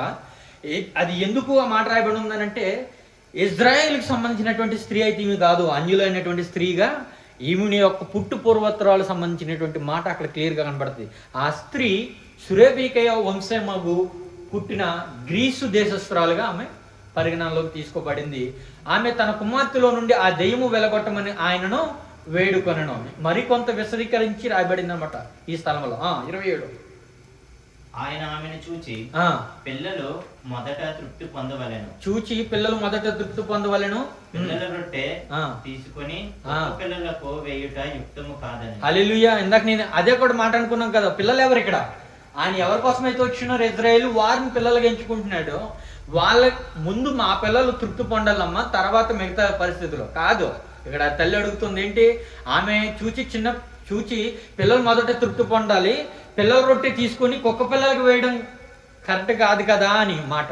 అక్కడ అదే మాట ఇందాక కూడా చూసాం. ఇక్కడ మరింత విశదీకరించి మరింత క్లుప్తంగా రాయబడి ఉంది అనమాట. 28. అందుకు నిజమే ప్రభువా, రైట్, నువ్వు అన్నది రైటే ప్రభువా, నువ్వు చెప్పింది రైటే. పిల్లలకి వేసేటువంటిది కుక్క పిల్లకు వేయడం అనేటువంటిది కరెక్ట్ కాదు. అయితే కుక్క పిల్లలు కూడా బల్ల కింద ఉన్నటువంటి పిల్లలు పడవేయ రొట్టె ముక్కలను తినును కదా అని ఆయనతో చెప్పాను. ప్రియుడు, హల్లెలూయా, హల్లెలూయా. అందు గురించి అంటున్నాను, ఒక వ్యక్తి చేత కోపంలో వచ్చినటువంటి మాటల ద్వారానో, లేకుంటే తొందరపాటుతనం వల్ల వచ్చినటువంటి మాటల వలనో దాన్ని ప్రొలాంగ్ చేసి దాన్ని విశదీకరించి ఆ గొడవ మరింత పెద్దది చేసేటువంటి వ్యక్తులుగా కాదు, దీర్ఘశాంతము కలిగి నువ్వు నడుచుకున్నప్పుడు నీకు ఆ మాట తొందరపాటు వల్ల ఏ వ్యక్తి అయితే విశేషాడో తెలుసా, ఆ వ్యక్తి మనసు అప్పుడు నొచ్చుకుంటుంది. నువ్వు మరొక మాటను ఆ డైలాగ్కి మరొక డైలాగ్ సెటారికల్గా ఇంకొక మాట మాట్లాడి నేను ఆ వ్యక్తిని తగ్గించేసాను అనుకున్నట్టుగా మాట్లాడుకుంటే అది మరింత కోపాన్ని పెంచుతుందే తప్ప నీ పట్ల ఒక కన్సర్న్ అయితే ఆ వ్యక్తికి రాదు. గమనించాలి. Is that right? నేను చెప్తున్న అర్థమవుతుంది అనుకుంటున్నాను. ప్రజలు హల్లెలూయా. ఎప్పుడైతే ఒక వ్యక్తి కోపం వలనో, తొందరపాటు తనం వలనో, తను ఉన్నటువంటి ఆ ఫ్రస్ట్రేషన్ సిచ్యువేషన్లోనో, తనకు ఉన్నటువంటి ఆ స్ట్రెస్ సిచ్యువేషన్లోనో ఒక మాట తొందరగా తూలనాడినప్పుడు దేవుని యొక్క ఆత్మ ఫలము పొందుకున్నటువంటి వ్యక్తిగా వెంటనే ఒక సెక్టారికల్ డైలాగ్ నువ్వు ఇచ్చి ఆ వ్యక్తిని తగ్గించేస్తున్నానని నువ్వు అనుకుంటే కనుక మీ ఇద్దరికి జరుగుతుంది విభేదం. ఒక గొడవ ఏర్పడడానికి మూలం. ఆ గొడవ పెద్దదవ్వచ్చు, పెరిగి పెద్దదవ్వచ్చు, సంఘంలో అది పుట్టాయి, దాన్ని ఇంకా పెంచవచ్చు. అది సంఘమునకు మంచిది కాదు. నీ వల్ల ఒక సంఘమునకు ఇబ్బంది కలుగుతుందని అంటే ఖచ్చితంగా మంచిది కాదు. అది దేవుడు ఎలాంటి విషయాన్ని సరే దేవుడు అది యాక్సెప్ట్ చేయడు. అది నీలో కలగకుండా ఉండాలంటే మొట్టమొదటిసారిగా అక్కడ నువ్వు ఏం చేసుకోవాలంటే ముందు నువ్వు దీర్ఘశాంతం వహించగలగాలి. ఆ వ్యక్తి నిన్ను అన్నందుకు ఆ వ్యక్తి ఫీల్ అయ్యి మళ్ళీ రిటర్న్ వచ్చి నీకు సారీ చెప్తాడు. ఎందుకు చెప్తాడు తెలుసా? ఆ వ్యక్తి అర్థం చేసుకుంటాడు, నేను చేసినటువంటిది తప్పు. దీర్ఘశాంతం కలిగి ఆ వ్యక్తి మరలా మాట్లాడలేదు. ఏం జరిగింది ఇక్కడ? ఏం జరిగింది? తల్లికి ఏం జరిగింది? దేవుడు అంత మాట అన్నప్పటికీ నన్ను కుక్క అంటావేంటి? మేము అంత కుక్కలా కనబడుతుంది, ఇన్నిసార్లు వచ్చాను నీ కొరకు, నువ్వు స్వస్థత పరుస్తావని నమ్మాను, విశ్వసించాను. మరి విశ్వాసం కలిగినటువంటి వారిని నువ్వు స్వస్థత చేకూరుస్తానన్నావు కదా, మరి అది మానేసి అదే విషయం పక్కన పెట్టి నన్ను కుక్క అంటే నువ్వు ఎంత మాట? ఈ రోజులో జరిగేది అదే జరుగుతుంది. ఏమంటే రియాక్ట్ అయిపోయి డబ్బా మాటలు వదిలేసుకుని మరి ఆ తల్లి ఏం చేసింది? జనరేషన్ చేంజ్ అంటారా? ఇక్కడ గమనించుకోవాల్సింది అదే. జనరేషన్ చేంజ్ అయిపోయింది కాబట్టి ఫ్రస్ట్రేషన్. ఇప్పుడు ఉన్నటువంటి ప్రాబ్లం ఏంటంటే టైం సొల్యూషన్ మెయిన్ ప్రాబ్లం అండి ప్రతిదానికి కూడా. ఆ టైం అనేటువంటిది మనం కరెక్ట్గా అది మన చేతిలో మనం కంట్రోల్ చేసుకోకపోవడం వల్ల అవుట్ ఆఫ్ దాని నుంచి వచ్చేటువంటిది ఏమవుతుందంటే స్ట్రెస్ వస్తుంది. మిగతా పనులకి ఏమైపోద్దంటే ఆ సమయానుసారంగా చేయలేం. అందు గురించి సమయం చాలా ఇంపార్టెంట్. ఒక మాట మనం అనుకున్నామంటే అది ఖచ్చితంగా ఎందుకు చేయాలని అంటున్నానంటే దీనివల్ల ద రియాక్షన్స్ వేరే విధంగా రాబోతున్నాయి. ఆ సమయంలో జరగవలసింది ఒక 10 నిమిషాలు లేట్ అయిపోవడం వల్ల, జరగవలసింది ఒక 5 నిమిషాలు లేట్ అయిపోవడం వల్ల టైం కన్జంక్షన్ అనేటువంటి తగ్గిపోతుంది. దాని నుంచి వచ్చేది ఫ్రస్ట్రేషన్, స్ట్రెస్. దాని నుంచి వచ్చేది కోపాలు, తాపాలు, మాటలు, గొడవలు, కలహాలు, ఈరుకులు, ఇబ్బందులు. Simple point. Hallelujah, hallelujah. ఎక్కడి నుంచి ఎక్కడికి లింక్ అవుతుందో చూడండి అండి. ఇవన్నీ కూడా మనకు గమనించలేం. మనకు ఉన్నటువంటి సమయం లేదు. ఎవరు ఉద్యోగాలు చేసుకోవాలి, ఎవరు పనులు చేసుకోవాలి, మళ్ళీ దీంట్లో ఇన్వాల్వ్ కావాలి, దాంట్లో ఇన్వాల్వ్ కావాలి, దాంట్లో చేయి పెట్టాలి, దీంట్లో చేయి పెట్టాలి. ఇవన్నీ చూసుకోవడానికి ఆలోచనకి నిద్ర సరిపోదు, టైం. వీటి వల్ల వచ్చేటువంటి ఇబ్బందులు ఇవన్నీ కూడా. కాబట్టి వాటన్నిటిని కూడా మనం జయించగలగాలి అని అంటే మళ్ళీ మనం ఎక్కడికి చూడాలి? దేవుని వద్దకు చూడాలి. ఏం చేయాలి? ప్రార్థించాలి. దేని కొరకు? దీర్ఘశాంతము కొరకు. Praise lord. Hallelujah, hallelujah. 2 main విషయాలు మనం మాట్లాడుకున్నాం. ఏంటి? పరీక్ష వచ్చేటువంటి సమయంలో మన జీవితం ఉంచుకోవాల్సినటువంటి దీర్ఘశాంతం గురించి. రెండోది, ఆ దీర్ఘశాంతమును పొందుకున్నటువంటి వ్యక్తి మొట్టమొదటి తన జీవితంలో చూపించగలిగేటువంటి క్షమించగలిగేటువంటి తత్వం. Praise lord. Hallelujah, hallelujah, hallelujah. దేవునికి మహిమ కలుగును గాక. మూడోదిగా ప్రార్థించాలి అని అంటా ఉన్నాం. ప్రార్థనకి కూర్చున్నాం, ప్రార్థిస్తూ ఉంటున్నాం. ఒక విషయం కావాలి, ప్రభువా నేను పలానాది కావాలి, పలానా విషయం నా జీవితంలో జరగాలని నేను కోరుకుంటున్నాను, నాకు జరగాలి. 1 day, 2 day, 3 days, 4 days, week fasting prayer మొదలుతున్న తర్వాత అనుకుంటా, అబ్బా నేను ఖచ్చితంగా ఫాస్టింగ్ ప్రేయర్ చేస్తేనే దేవుడి కార్యం చేస్తాడు. మొరపెడతాం, ఫాస్టింగ్ ప్రేయర్ జరుగుతుంది. అప్పటికి కూడా రాదు కొన్నిసార్లు అప్పటికి కూడా రాదు. భయం అనిపిస్తుంది. ఫస్ట్గా ఏమంటుంది, అసలు దేవుడు నా ప్రార్థన వింటున్నాడా? మొట్టమొదటిగా అసలు నాకు ప్రార్థన నీ మొరపెడుతున్న తండ్రి వింటున్నాడా లేదా? విని నాకు సమాధానం కలగజేస్తున్నాడా లేదా? లేదంటే సమాధానం కలగజేయడానికి దారి ఏర్పరుస్తున్నాడా లేదనేటువంటిది ఎక్కడికి వెళ్ళిపోద్ది అంటే ఇది దేవుడు మీద అలిగేంత వరకు వెళ్ళిపోద్ది. అస్సలు దేవుడు అబ్బా పెద్ద యోధులు, పెద్ద భక్తు పరులు ప్రార్థన చేసినప్పుడు ఆయన అమ్మని ఇన్స్టెంట్. ఇప్పుడు మనకేం ఏంటి ఇన్స్టెంట్? న్యూడిల్స్ కదా. ఇస్ దట్ రైట్ అన్నా? ప్యాకెట్స్కి వెళ్ళామనుకో, ఈ పక్కన ప్యాకెట్స్కి వెళ్ళామనుకో, ఇన్స్టెంట్ కర్రీలు ఉంటాయి, ఫ్రిడ్జ్ ఏరియాలు ఉంటాయి. ఫస్ట్ నేను అది చూసినప్పుడు అసలు కర్రీలో ఉండే ఫ్రిడ్జ్లో పెట్టేసి ఎన్నాళ్ళు దాచుకుంటారా అనుకుంటే ఏ లేదు, శుభ్రంగా తీసుకొచ్చాడు, ఓవెన్లో పెట్టుకోవడం, హీట్ చేసుకోవడం. ఎవడు చేస్తాడు 1-2 గంటలు? నేను అనుకుంటున్నాను మన పెద్దల గురించి మనం మాట్లాడుకుంటాం అప్పుడప్పుడు. మేమైతే మాట్లాడుకుంటాం చాలాసార్లు బాయ్స్, మరి సంగతి నాకు తెలీదు. ఏమనుకుంటాం, మన తండ్రులు తాతలు చాలా గట్టోళ్ళు, వాళ్ళు రాగి సంగటి తిన్నారు, పలానా ఫుడ్ తిన్నారు, వాళ్ళకి ఇలాంటి ఆయిల్ ఫుడ్ లేదు, ఇలాంటి అది లేదు, ఇలాంటి ఇది లేదు. కానీ ఇప్పుడే మనకు వచ్చింది ఈ ప్రాబ్లం ఏంటి, ఈ ఆయిల్ వండుకోవడం, కుక్ చేసుకోవడం, అదన్నీ తీసి పడేయడం. రేపు పొద్దున మన నెక్స్ట్ జనరేషన్ అనుకోవచ్చు కదా, ఈ జేమ్స్, మోసెస్, ఎస్తర్ కానీ, వరుణ్ కానీ వీళ్ళందరూ. మా మమ్మీ డాడీ అట వాళ్ళు సొంతంగా వండుకునేవారట, రోజుకు 1 గంట 2 గంటలు. ఇప్పుడు మనదే ఉన్న అంత ఇన్సిడెంటే, ప్యాకెట్స్ని తెచ్చుకోవడం, యూజ్ చేసుకోవడం, తినేయడం. ఆ జనరేషన్ వచ్చినప్పటికి అదే అయిపోద్ది. అప్పుడు వాళ్ళకి వీక్ అయిపోవడానికి అది కారణం అయితే ఇప్పుడు మనం వీక్ అయిపోవడానికి ఇది కారణం. అప్పుడు వాళ్ళు బలంగా ఉండడానికి అది కారణం అయితే ఇప్పుడు మనం బలంగా ఉండడానికి ఈరోజు మనం అనుకుంటుంది కారణం. ఇదేమవుతుందని అంటే జనరేషన్స్కి వచ్చేటప్పటికి ఆ పరిస్థితి మారిపోతుంది. చూసారా ఇన్స్టెంట్గా. అప్పుడు వాళ్ళు అనుకుంటారు, నేను ప్రార్థించి అప్పుడే గంట అయిపోయింది, ఇంకా దేవుడు సమాధానం చెప్పలేదు. మనం ఇప్పుడు అనుకుంటున్నాం కదా, వారం రోజులు అవుతుంది, ఇంకా 2 వారాలు అవుతుంది, దేవుడు ఇంకా సమాధానం చెప్పలేదని. వాళ్ళు అనుకోవచ్చు, ఆల్రెడీ ప్రేయర్ చేసి గంట అయింది, వై డిడ్ నాట్ రిప్లైడ్ అని అంటారు అందరూ. మరి ప్రైజ్ హల్లెలూయా. మన తల్లిదండ్రులు వాళ్ళు వేచి ఉన్నటువంటి కాలం చాలా ఎక్కువ. ఓర్పు అక్కడ మిస్ అవుతుంది. ఏంటంటే ఈ అన్నిటిలో కూడా ఓర్పే మిస్ అవుతుంది. ప్రైజ్ హల్లెలూయా. ఇన్స్టెంట్గా మనకు సమాధానం కావాలి, కాదు. దేవుడు ఎప్పుడు కూడా ఆ ప్రార్థన చేయాలనేటువంటి ఆలోచన పుట్టించేవాడు కూడా ఆయన. ఇది గమనించారు. చాలాసార్లు ప్రార్థన గురించి మనం మాట్లాడుకున్నప్పుడు ఆ విషయం మాట్లాడుకున్నాం. ఆ విషయం, నువ్వు ప్రార్థిస్తున్నటువంటి విషయం ఆయన హోల్డ్ చేయడానికి గల కారణాలు ఏముంటాయో తెలుసా? మళ్ళీ మొదటికి వెళ్ళిపోవాలి, పరీక్ష. అది నీకు ఇచ్చేటువంటి ఒక పరీక్ష. నువ్వు ఎంత ఓపికతో దాని కొరకు ఎదురు చూస్తావు అనేటువంటిది. ఎందుకంటే నీకు ఇచ్చింది మామూలు ఆశాదీశమైనటువంటి విషయం కాదు, చాలా పెద్ద విషయం ఇస్తున్నాడు ఆయన, చాలా పెద్ద బాధ్యత అప్పచెప్తున్నాడు. దాంట్లో నువ్వు కరెక్ట్గా ఉంటావా లేదనేటువంటి విషయం కొరకు ఒక పరీక్ష. ప్రైజ్ హల్లెలూయా. ఆ విషయం ఇచ్చిన తర్వాత నువ్వు ఆయన ఎక్స్పెక్ట్ చేసినటువంటి రీతిగా లేవనుకో, మరి ఎట్లా ఉంటుంది? కాబట్టి దానికి ముందు ప్రతి ఉద్యోగానికి ముందు ఏమవసరం? ఇంటర్వ్యూ అవసరం. నువ్వు సామర్థ్యం చేయగలుగుతావా లేదా? మోషే సైతం రాత్రి అంకులు కొన్ని విషయాలు మాట్లాడారు మోషే గురించి. మోషేని మీరు ఆ అధ్యాయంలో నిర్గమకాండం, ఎక్సోడస్ మనం చదువుతున్నప్పుడు, 2వ అధ్యాయం చదువుతున్నప్పుడు, 3వ అధ్యాయం చదువుతున్నప్పుడు ఒక మాట ఉంటుంది. ఏమిటంటే 3వ అధ్యాయంలో వాళ్ళ మామ దగ్గర ఎన్ని సంవత్సరాలు చెప్పండి? 40 సంవత్సరాలు. 40 సంవత్సరాలు ఏం చేస్తాడైనా గొర్రెలు మేపుతాడు. ఆ పరిస్థితికి వెళ్ళిపోవడానికి ఒక చిన్న రీజన్ ఉంటుంది. మనం అక్కడ అంత క్లియర్గా రాయబడి ఉండదు, కానీ ఖచ్చితంగా అదే అయి ఉండొచ్చు అనేటువంటిది ఒక ఆలోచన వస్తుంది. ఏంటంటే 2వ అధ్యాయం మనం చదివితే 2వ అధ్యాయంలో ఒక మాట ఉంటుంది. ఒకసారి ఎక్సోడస్ 2వ అధ్యాయం ఒకసారి తీయండి. 2వ అధ్యాయంలో నిర్గమకాండం 2వ అధ్యాయం 11-12 వచనాల్లో, ఆ దినములలో మోషే పెద్దవాడై తన జనుల యొద్దకు పోయి వారి భారములను చూచెను. ఒక్క నిమిషం అమ్మా. ఆయన ఏం చేస్తాడట? మోషే పెద్దవాడై తన జనుల యొద్దకు పోయి వారి భారములను చూసి, వాళ్ళు పడుతున్న ఇబ్బందులను చూసి ఆయన ఏం చేస్తాడు చూడండి అక్కడ. అప్పుడు అతడు తన జనులలో ఒక హెబ్రీని, ఒక ఐగుప్తుడిని కోడితే మళ్ళీ గట్టి కొట్టాడు, మాలు కొట్టలేదు. ఏం చేశాడు మోషే? ఏం చేశాడు అక్కడ? ఒక ఐగుప్తుని కొట్టి చంపేసి గొయ్యి తీసి కప్పెట్టేస్తాడు, ఎవరో చూడట్లేదని. ఇసుకలో మళ్ళీ అది ఇంకా అన్యాయం. అది మట్టితో గొయ్యి తీయడం, ఒక పార గుణకం వేసుకుని కూర్చుంటే 1 గంట 2 గంటలు ఒక మనిషి చేయొచ్చుంటే, ఇసుకలో ఉన్న ప్రాబ్లం ఏంటో తెలుసు? మీరు ఎప్పుడన్నా గమనించండి, నువ్వు తీసుకొలితే కూడిపోతూ ఉంటుంది అది. ఇసుకతో చాలా ఇబ్బంది. ఇసుకలో ఎప్పుడు గొయ్యి తీయాలన్నా, నాకు బాగా అలవాటు ఉంది కూడా చెప్తున్నాను, గొయ్యిలు తీయడం కాదు. గోదావరి సైడ్ ఆడుకునేటప్పుడు, స్నానాలు గట్ట వెళ్తున్నప్పుడు చిన్నప్పుడు, ఆ గొయ్తులు గట్ట తీసి కాళ్ళు పెట్టి గూళ్ళు తయారు చేసుకుంటాం కదా చిన్నపిల్లలు ఉన్నప్పుడు. Is that right? అలా చేసినప్పుడు ఆ కాలు తీయగానే ఏమన్నా పూడిపోద్ది.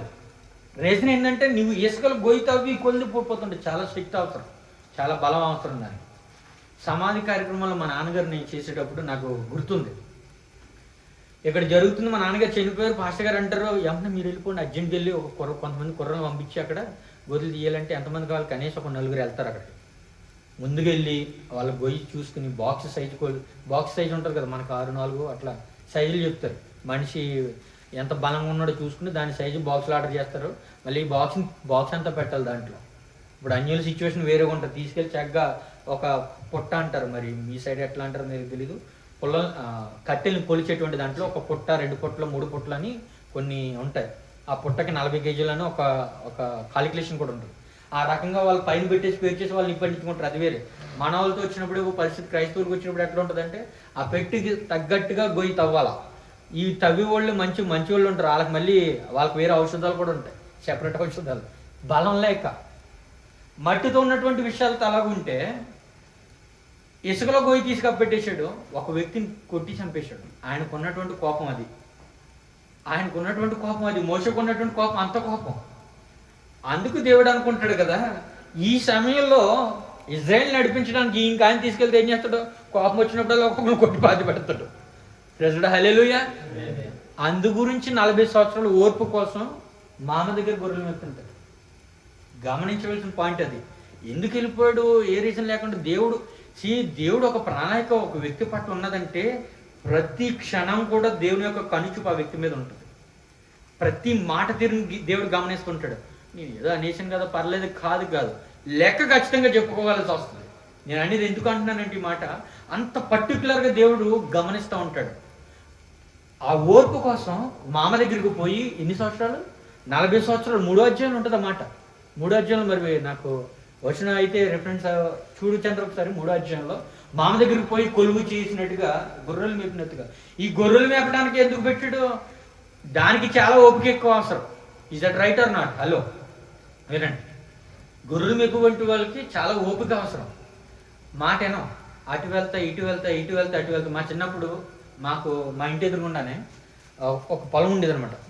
మేము చేసేటవాళ్ళం. ఆ పొలం ఎట్లా ఉండేదంటే సగం వరకు మొక్కజొన్న తోటలు వేసేవాళ్ళం, సగం ఏమో అరటి తోటలు వేసేవాళ్ళం, మిగతా దొండపాదులు పెట్టి మిగతాది బీడు భూమి అంటే పశువులు కావాల్సినటువంటి మేత కొరకు ఉంచేవాళ్ళం. ఈ మొక్కజొన్న తోట వేసినప్పుడు ఒక రోజు ఏం చేసేవాడంటే, మాకు ఆ ఇంటి దగ్గరలో కొంత దూరం నాగన్న అని ఒక అతను ఉండేవాడు, ముసలతను. అతను ఏం చేసేవాడంటే బాగా ముసలతను, పగలెళ్ళి గడ్డి కోసుకొచ్చి గేదెలు పెట్టేటువంటి స్తోమత అతనికి లేకపోయి నైట్ టైం ఏం చేసేవాడంటే అందరు నిద్రపోయిన తర్వాత ఈ గేదెలకు తాళ్ళు ఉంటాయి కదా కట్టేసి, అవి విప్పేసేవాడు. చక్కగా వెళ్ళి నచ్చినోడు చెల్లో నచ్చినట్టుగా కావాల్సినంత తినేసి మళ్ళీ పొద్దున్న వచ్చేసి. ఓ రోజు ఏమైంది, మా చేల్లోకి వచ్చి మొక్కజొన్న వేసాం కదా, మొక్కజొన్న కండి తిన్నప్పుడు అది తినేది ఒకే ఒక్క ఆకు తింటుంది. కారణం ఏంటంటే సైడ్ కోసుకుపోతుంటామట. మొక్కజొన్న కండి పెరిగి అది ముదిరేంత వరకు ఆకులు ఒక కత్తిలా ఉపయోగపడతాయి. ఒరిజినల్ చెప్పుకోవాలంటే చాలా షార్ప్గా ఉంటాయి. చిన్న చిన్న నుసు ముళ్ళు అనేసి ఉంటాయి, అవి కోసిపోతుంటాయి. అది ఒకటే తింటుంది. తిన్నప్పుడు దానికి తెగినప్పుడు ఏం చేస్తుందంటే ముందుకెళ్తుంది, మళ్ళీ అక్కడికి వెళ్తుంది, ఇంకో ఆకు తింటుంది, ఇంక ముందుకెళ్తుంది. ఇది వెళ్ళే ఈ స్థలానికి 5-6 చెట్లు ఇరిగిపోతూ ఉంటాయి. మొక్కజొన్న చెట్టు ఇలా అంటే ఇరిగిపోద్ది, అది చాలా అల్పంగా ఉంటుంది. గట్టిగా ఒక అడిగేసాం అనుకో ఇరిగిపోతుంటాయి. ఉదయం పొద్దున్నే లేచేల్లో నేను వెళ్ళడానికి కారణం ఏంటంటే పొద్దున్నే పెట్టెలో వచ్చి ఏం చేస్తాయి, మొక్కజొన్న తినేస్తుంటాయి. అవి తినకుండా ఉండాలంటే ఒక డబ్బా ఇట్లా టప్ప కొడితే ఆ సౌండ్కి చేల్లో ఉండకుండా ఎగిరిపోతాయి అనమాట. అలా వెళ్ళినప్పుడు చూస్తే చేనంతా తొక్కేసి ఉంది. మా నాన్నగారి దగ్గరికి వెళ్ళి, నాన్న మన చేలోకి అది తెలిసి నాకన్న గేదెలు ఆవులు వచ్చేసినాయి, మొత్తం చేనంతా పాడు చేసినట్టు. మాకెట్లా అర్థమైంది, వాటిలో అడుగులు ఉంటాయి కదా, క్లియర్గా తెలిసిపోతుంది. బురద కింద ఉంటాయి, చేలంతా ఎప్పుడు తడిగా ఉండాలి. మొక్కజొన్న తోటలు అంటే నిత్యం నీరు ఉండాలి దాంట్లో, లేకపోతే అక్కడ ఇది ఎదగడానికి ఇబ్బంది అవుతుంది. చూస్తే అర్థమైపోయింది. తాతను ఏమనలేము, తాత మనకు తెలిసినాడే, బాగా కావాల్సినాడు మనిషి, మన మనిషే. ఏమంటారు తాత, ఈసారి పంపించాడు బీడులో పంపిస్తాడు ఆయన, నువ్వు దగ్గరికి తీసుకెళ్ళి పట్టుకెళ్ళి, లేదంటే ఓ మోపు గడ్డి తీసుకెళ్ళి కోసుకో, లేదంటే మా ఇంటి దగ్గర కొంతమంది పని చేస్తుంటారు పాలేరు, మా పాలేరుతో చెప్పి 2 మోపులు మీకు ఏది కొని చేస్తాం పోనీ, అంతేకాని చేనంతా పాడు చేసేసిన తాత అంటే అవునా బాబా అన్నాడు. అంతే సింపుల్, ఏమనలేదు ఆ తాత. నష్టపోయాం. అయితే నేను ఎందుకు ఆ మాట చెప్తున్నానంటే చాలా చాలా ఇంపార్టెంట్. ఆ ఓర్పు అనేటువంటిది చాలా ఇంపార్టెంట్. ఆ ఒక్క ఓర్పు లేకపోతే వచ్చేటువంటి ఇబ్బందులు చాలా ఎక్కువ ఉంటాయి అన్నమాట. కాబట్టి గమనించాలి. అక్కడ మనం ఆ వచనంలో చూసినటువంటి మాట అదే. 12 సంవత్సరాలు 40 సంవత్సరాలు క్షమించాలి. ఆ 40 సంవత్సరాలు పశువులు మేపించడానికి అతనికి ఆ ఓర్పు తీసుకొచ్చి దేవుడు పిలిచి అప్పుడు చెప్తాడు కదా. అప్పుడు అంతకుముందు ఏం కంప్లైంట్ చేశాడు అతను, నా నోటి నాలుక మాంద్యం గలది, నేను మాట్లాడలేను, అక్కడికి వెళ్తే వాళ్ళు క్రియలు అడుగుతారు, నా వల్ల కాదు, నేనేం చేయాలి, దగ్గరికి వెళ్తే కర్ర పట్టుకెళ్తే పాము అయితే మీ అందరికీ తెలిసిన స్టోరీ. అక్కడి నుంచి అప్పుడు ప్రిపేర్ చేశాడు దేవుడు. ఒక యుద్ధానికి కానీ దేవునికి ఒక పని ఇవ్వాలని అన్నా కానీ, నువ్వు ప్రార్థించినటువంటిది ఎమ్మటినే నీకు ఇవ్వాలన్నా కూడా కానీ దేవుడికి అంత ప్రణాళిక ఉంది. దానికి నీకు ఇన్సిడెంట్గా కావాలని నేను ప్రార్థన చేసి నాకు ఇప్పుడే కావాలని అంటే కాదు. దాని వెనక దేవుని ఇంటెన్షన్ ఏంటో ఫస్ట్ గమనించగలగా. అప్పుడు ఏ సమయంలో నువ్వు పొందుకుంటావు అనేటువంటిది నీకు ఆటోమేటిక్గా అర్థమైపోతుంది. దీనికి కావాల్సింది ఏంటి? ఓపిక. ప్రైజ్ హల్లెలూయా హల్లెలూయా. 3 విషయాలు మనం మాట్లాడుకోండి. ఒక లెక్క 3 విషయాలు. ఓకే, పోనీ ఇంకొక కొన్ని విషయాలు మనం చూద్దాం. రోమిల్కి రాసినటువంటి పత్రిక 12వ అధ్యాయం ఒకసారి చూద్దాం. కొన్ని విషయాలు త్వరగా ముగించుకుందాం, సమయం అవుతుంది కాబట్టి. రోమిల్కి రాసినటువంటి పత్రిక 12వ అధ్యాయం 12-13 వచనాలు. నిరీక్షణ గలవారై సంతోషించుచు, శ్రమయందు ఓర్పు గలవారై ప్రార్థనయందు పట్టుదల కలిగి ఉండు. Praise hallelujah hallelujah. నీవు శ్రమనందు ఉన్నప్పటికీ కూడా you are not going to ask incident, ప్రభువా నీ ఇబ్బందులు ఉన్నాను, ఈ శ్రమలో ఉన్నాను కాబట్టి నాకు ఎమ్మంటనే నాకు ఈ యొక్క శ్రమ, ఈ యొక్క ఇబ్బంది ఎమ్మంటనే తీసేయి. నో బాబు, అట్లా కాదు. అక్కడ వాక్యం ఏం చెప్తుందో ఒకసారి చదవండి. నిరీక్షణ గలవారే సంతోషించుచు, నిరీక్షణ గలవారే సంతోషించుచు, నిరీక్షణ గలవారే సంతోషించుచు, శ్రమయందు ఓర్పు గలవారై, శ్రమయందు ఓర్పు గలవారై ప్రార్థన పట్టుదల కలిగి. హల్లెలూయా హల్లెలూయా. అలాంటి సమయంలో నిరీక్షణ కలిగి ఓర్పుతో ప్రార్థన ఎట్టి రీతిగా చేయాలి? పట్టుదలగా ప్రార్థన చేయాలి. 13వ వచనం ఒకసారి కంప్లీట్ చేద్దాం. పరిశుద్ధుల అవసరములలో పాలు పొందుచు శ్రద్ధగా ఆతిథ్యము ఇచ్చుచుండుడి. పరిశుద్ధుల అవసరములలో పాలు పొందుచు చక్కగా ఆతిథ్యం ఇచ్చుచుండే. ఆతిథ్యం అంటే ఏంటి? మనందరికి తెలిసిందే. ఒక వ్యక్తిని మన ఇంటికి అతిథిగా మనం ఇన్వైట్ చేసినప్పుడు మనం వారికి చేసేటువంటిది ఈ ఆతిథ్యం. ఒకరికొకరు ఇచ్చి పుచ్చుకునే అలాంటి సమయంలో కూడా నీకు ఉన్నటువంటి ఆశ్రమ విషయంలో కూడా ఒక వ్యక్తిని నీవు పిలిచినప్పుడు ఆ వ్యక్తికి పరిశుద్ధులతో నీవు ఉండాల్సినటువంటి ఆతిథ్యము ఎట్టి రీతిగా ఉండాలనేటువంటి మాట దేవుడు చెప్తాను. మరి ప్రభు నాకున్న శ్రమ కదా, నేనున్న ఇబ్బందిని బట్టి ఒక ఇబ్బంది ఫీల్ అవుతున్నాను, మరి నేను ఎక్కడ పెంచి పోషించను కాదు. దానికి నీకు కావాల్సినటువంటిది ఏంటయ్యా అంటే ఓర్పు, సహనం. అలాగే అదే రోమియోలకు రాసినటువంటి పత్రిక 8వ అధ్యాయం 5వ వచనం ఒకసారి చదువుదాం. 5వ వచనం నుంచి 9 వచనాల వరకు కొంచెం త్వరగా చదవండి. శరీరానుసారులు శరీర విషయముల మీద మనసు నుంచుతారు. శరీరానుసారులు వేట్ల మీద మనసు ఉంచుతారట, శరీర విషయముల మీద మనసు ఉంచుతారు. ఆత్మానుసారులు ఆత్మ విషయముల మీద మనసు ఉంచుతారు. శరీరానుసారమైన మనస్సు మరణం, ఆత్మానుసారమైన మనసు జీవమును సమాధానమునై ఉన్నది. హల్లెలూయా హల్లెలూయా. ఏలయనగా 7వ వచనం, ఏలయనగా శరీరానుసారమైన మనసు దేవునికి విరోధమై ఉన్నది, అది దేవుని ధర్మశాస్త్రమునకు లోబడదు, ఏమాత్రము లోబడ నేరదు. హల్లెలూయా. 8వ వచనం, కాగా శరీర స్వభావము గలవారు దేవుని సంతోషపరచ నేరరు. 9వ వచనం, దేవుని ఆత్మ మీలో నివసించి ఉన్న ఎడల మీరు ఆత్మ స్వభావము గలవారే గాని శరీర స్వభావము గలవారు కారు. ఎవడైనను క్రీస్తు ఆత్మ లేని వాడైతే వాడాయన వాడు కాడు. హల్లెలూయా హల్లెలూయా. దేవుని యొక్క ఆత్మ చేత నింపబడకపోతే ఆ దీర్ఘశాంతం అనేటువంటిది నీలో ఉండదు. ఆ దీర్ఘశాంతం అనేటువంటిది నీలో లేనప్పుడైతే అది నీ వల్ల కలిగేటువంటి ముప్పే తప్ప ఒప్పు అయితే ఎప్పటికీ కాదు. అది ఎప్పుడు నీలో కలుగుతుందయ్యా అంటే దేవుని యొక్క ఆత్మ నీలో ఉన్నటువంటిప్పుడు ఆ సమయంలోనే కలుగుతుంది. దానికి కావలసినటువంటి దీర్ఘశాంతమైనటువంటి ప్రార్థన. సింపుల్. ప్రైజ్ హల్లెలూయా హల్లెలూయా హల్లెలూయా. మరొక వచనం చూద్దాం. ప్రసంగి గ్రంథం 7వ అధ్యాయం 8-9 వచనాలు. 7వ అధ్యాయం 8-9 వచనాలు. తాళవృక్షము నెక్కుదలనుకుంటుని దాని శాఖలను పట్టుకుంటుననుకుంటుని నీ కుచములు ద్రాక్ష గేల వలెనున్నవి, నీ శ్వాసవాసన జలధర ఫల సువాసన వలెనున్నవి. అమ్మా 7వ అధ్యాయం 8-9 వచనాలు.